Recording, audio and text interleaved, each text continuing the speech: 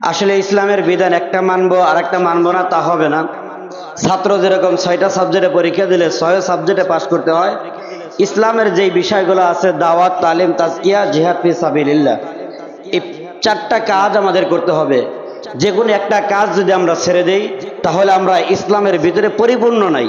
আমি পরিপূর্ণ মুসলমানও হইতে পারিনি, ইসলামের ভিতরে পরিপূর্ণভাবেও ঢুকতে পারি নাই। এজন্য সকল কাজগুলো আমাদের করতে হবে ইনশাআল্লাহ। আল্লাহ তাআলা আমাদের সবাইকে সঠিক বুঝ দান করেন।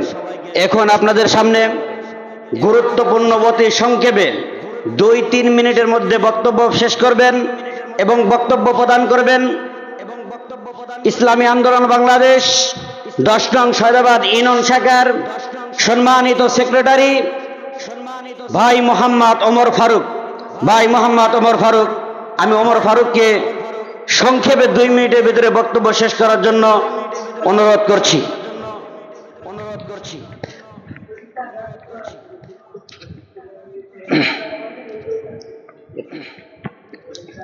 আসসালামু আলাইকুম ওয়া রাহমাতুল্লাহ। আলহামদুলিল্লাহ। 10 নং সৈয়দাবাদ ইউনিয়নের 1 নং ওয়ার্ড কর্তৃক আয়োজিত আজকের এই মত বিনিময় সভায়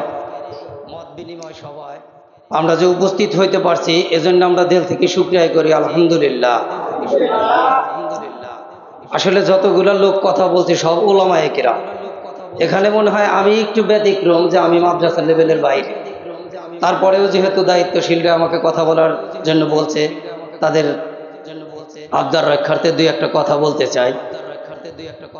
আসলে কথা হইতেছে উলামায়ে কেরামের কথার দ্বারা যা বুঝলাম, তারা বলতেছে যে সত্যবাদীদের সাথী হয়ে যাও। সত্যবাদীদের সাথী হওয়ার জন্য উলামায়ে কেরাম সবাই তাগাদা দিতেছে। এবার সত্যবাদী কারা এটা আমাদেরকে বুঝতে হবে। আমরা এতদিন যেইভাবে চলছি আমাদের মগজে এরকম হয়ে গেছে যে সত্যবাদী মনে হয় সবচাইতে বড় সত্যবাদী ছিল শেখ হাসিনা, তাহাজ্জুদ গুজার। আবার এখন দেখা যাইতেছে মনে হয় সবচাইতে বড় সত্যবাদী খালেদা জিয়া। এজন্য সবাই এদের 2 জনের পাশেই ঘুরঘুর করে। এরা কি সবচাইতে বড় সত্যবাদী? এদের তো জনগণের সামনে আসাই জায়েজ নাই।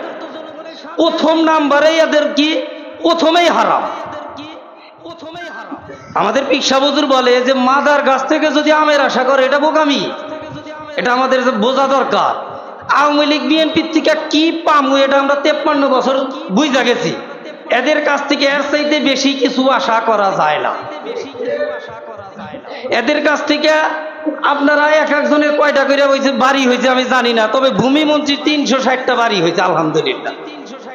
এরা যদি আর 15 বছর থাকে তো আরো 360টা বাড়ি হয়ে যাবে। আর এখন যারা আসতেছে, যা দেখা যাইতেছে ক্ষমতায় যায় নাই, আগেই দেখি হুমকি দামকি শুরু হয়ে গেছে। এদের দ্বারা কি আশা করা যাবে? এরা অনেকেই বাস দিতেছে। কইলাম যে আবার যদি 5 বছর পরে আওয়ামী লীগ আইসা, আমরা 20 বছরের আগে তো নামবই না। চোরে চোরে খালতো ভাই। আমার কথা উলামায়ে কেরামের মতো ওই রকম না, কিন্তু কথাগুলো আমি বোঝার জন্য বলতেছি, ভাঙ্গাচোরা কথা। যে এরাও যদি আসে তো কি রকম হবে? যে আমরা পাকিস্তানের কাছে স্বাধীন হয়ে ভারতের কাছে পরাধীন হয়েছি, ওই রকম আওয়ামী লীগের কাছ থেকে স্বাধীন হয়ে বিএনপির কাছে পরাধীন হওয়ার পথে। এই জন্য আমাদের পীর সাহেবের কথা, no Awami League, no BNP, Islam is the best.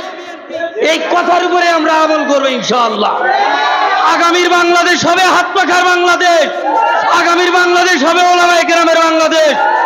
আমাদের এই আওয়ামী লীগ আর বিএনপি আমাদের কি গোলা খাওয়াইছে, আমরা এগুলাকে ছাড়তেই পারি না। দেখতেছেন এই আওয়ামী লীগ আর বিএনপির হাত ধইরা ইসলামের এই আলেম ওলামাদেরকে কি করতেছে, মিটাইয়া দেওয়ার জন্য গভীর ষড়যন্ত্র চলতেছে। আর ইসকনকে আগায় দিয়া এমন পর্যায়ে নিয়ে যাইতেছে, এদের আর দাবানি যাইতেছে না। বুঝতেছেন তো? যারা বাংলাদেশ আওয়ামী লীগ বলেন, এরা যেন ভবিষ্যতে বাংলাদেশ আওয়ামী লীগ বলেন না, ইন্ডিয়ান আওয়ামী লীগ।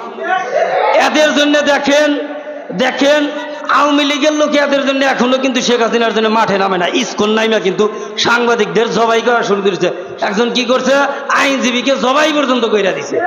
বিগত 15 বছরে কিন্তু এরা জবাইকে একটা স্লোগানও দেয় নাই।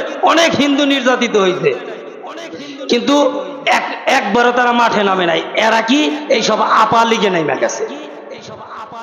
ঠিক আছে, এই জন্য আমরা আওয়ামী লীগ বিএনপি দুইটাকে দেখছি, একজন কি খাম্বা সাহেব, আপনারা বুঝছেন।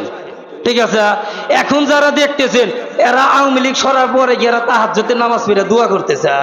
ভবিষ্যতে যদি ক্ষমতায় যায়, ইনশাল্লাহ আল্লাহ ক্ষমতা দিয়েছে, আমরা তাহাজ্জুদের নামাজ পড়ে জনগণের নিকে দোয়া করি, তাই করব, আশা করা যায়।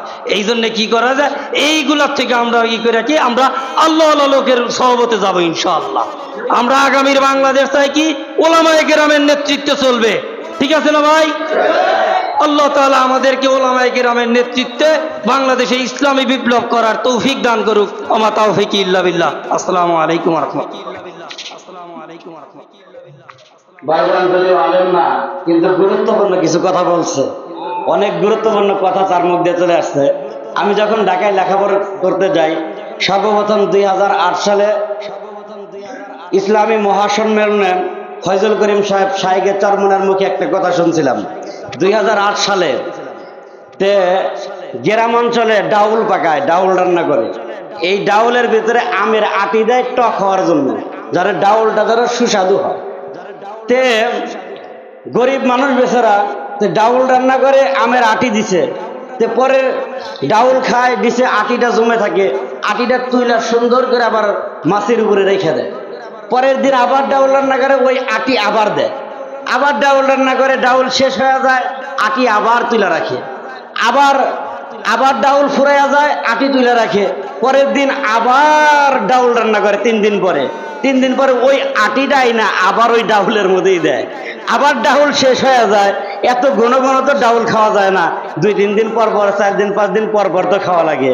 তো আটিটা সুন্দর করে যত্ন করে রাখছে, একদিন 3 দিন পর পর ডাউল পাকায়, আটি একটাই বারবার। এসা মশা দেখা যায় কি এই ডাউলের ভিতরে টক নাই, চুকা নাই, কিছু নাই, আটি বারবার দেওয়াতে, এই আটি দেওয়াতে আর নতুন ডালের স্বাদ পাওয়া যায় নাই। তে বাংলাদেশের জনগণকে ঐক্যবদ্ধ হইতে হবে। একবার আওয়ামী লীগ, একবার বিএনপি, আবার 5 বছর আওয়ামী লীগ দেখবো, অতিষ্ঠ হয়ে যাব, তাদের জ্বালা যন্ত্রণে নির্যাতনের শিকার হবো বলে এবার বিএনপিকে আনতে হবে। বিএনপি আবার 5 বছর জ্বালাইবে, বলে না এই বিএনপিকে রাখা যাবে না, আওয়ামী লীগকে আনতে হবে। আবার আওয়ামী লীগ চালাইবো, আবার অতিষ্ঠ হয়ে দেবো, বলে আওয়ামী লীগ আমরা চাই না, আবার বিএনপি ক্ষমতায় আনবো। আবার বিএনপি জুলুম করবে, বলবে না আমরা বিএনপি চাই না, আবার আওয়ামী লীগ আসবে। এভাবে যদি চলতেই চায় তাহলে 53 বছর অতিবাহিত হয়েছে, 1000 বছর অতিবাহিত হয়ে যাবে, বাংলাদেশের মানুষের ভাগ্য পরিবর্তন হবে না। ভাগ্য যদি পরিবর্তন করতে হয়, ওই যে আমের আটি বারবার নতুন আম দিতে হবে ওর ভিতরে আটি, তাহলে ডাউলের স্বাদ বাড়বে।